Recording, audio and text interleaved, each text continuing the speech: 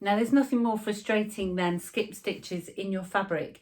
Now these are caused not by a faulty machine, but actually the faulty needle. So I've got a bent needle, I've got a blunt needle, and I've got the wrong type of needle for this fabric. And I'm going to demonstrate to you why it's important to change your needles before you send your machine off to a repair centre for an expensive fix that doesn't need to happen. Let's have a look. I have the machine set up with a zigzag, and the reason the zigzag works for checking timing is so that we can see when the needle is down furthest right, it will pick up the bobbin, and when it's furthest left, it will pick up the bobbin, so we can see a full zigzag. If the timing is out, you'll see either the zig or the zag doesn't get picked up. So I'm putting a brand new needle in here so that you can see that the machine works properly. So let's get that threaded up.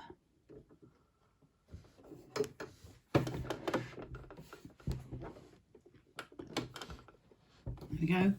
And I'm just going to place my fabric in there.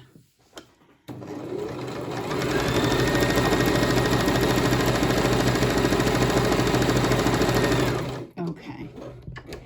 Now it's a low grade machine, which is what Brother regarded as. So the stitches might not seem as good as you might get on a better machine than this. So that's the stitching. It's fairly okay. It has been hanging around a long time. So that's the stitches on a good needle. Let's try a needle that's been used.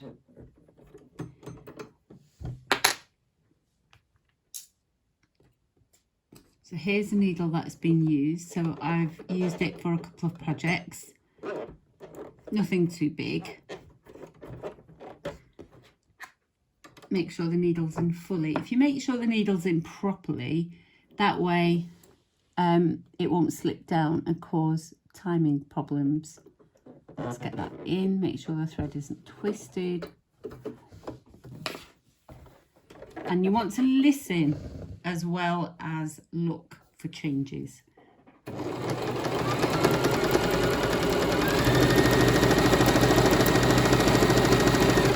Now it's slightly hitting the fabric rather than piercing through, but it doesn't look too different, does it? Okay, let's change that now to a really blunt needle. So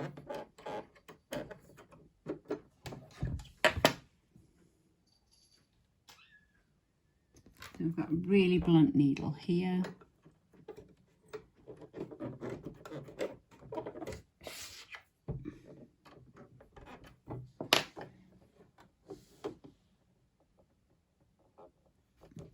You can see that needle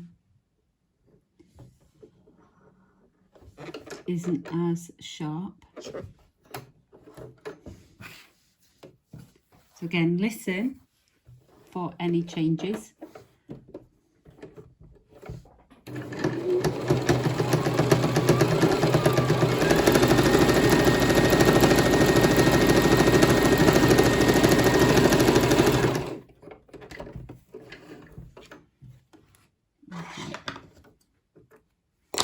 So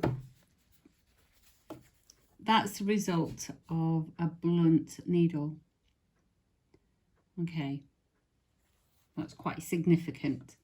And this time we're going to place a bent needle in there. Get rid of that.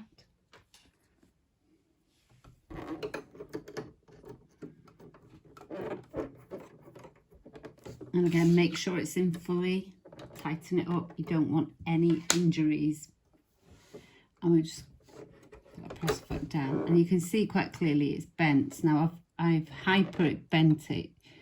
You will, just so that you can see, you will see similar problems with a slightly bent needle as well. So I'm going to do this by hand first, just so it doesn't hit the foot. So do it by hand first. So, and then let's go. Now you can see the fabric starts slipping away.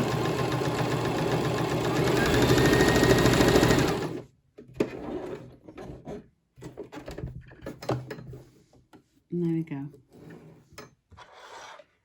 So you can see the bent needle is pulling on the bobbin tension and moving it over. So it's giving an uneven tension and it's slipping the fabric away.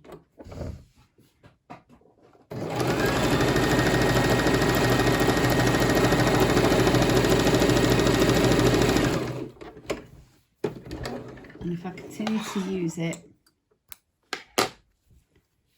you'll get skip stitches like that.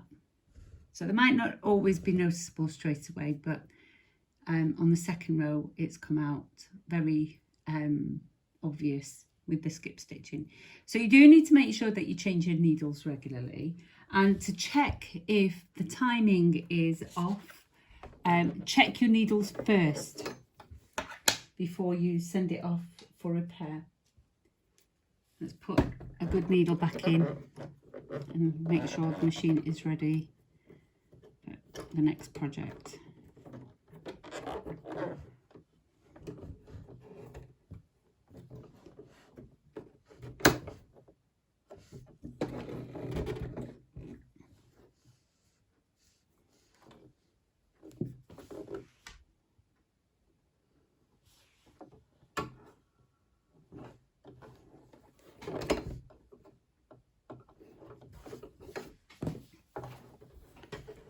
Try that again.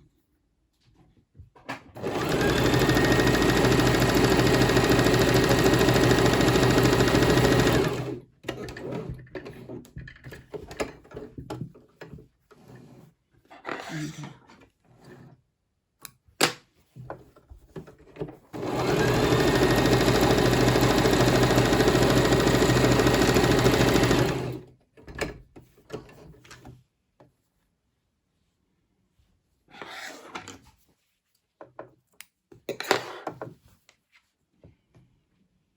So that's it.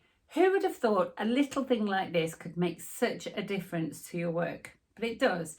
So make sure you change your needles regularly. Now, if you're struggling to identify which needle you need, all you have to do is search the internet. There is so much advice available. You could Google which needle to use for jersey fabric or which needle to use for denim. And there's lots of advice. You can always follow me and subscribe, and then you'll get lots of tips and advice. Now, if you're finding your machine is jamming and getting stuck, that's another issue to investigate. Have a look at my next video. I'll see you over there.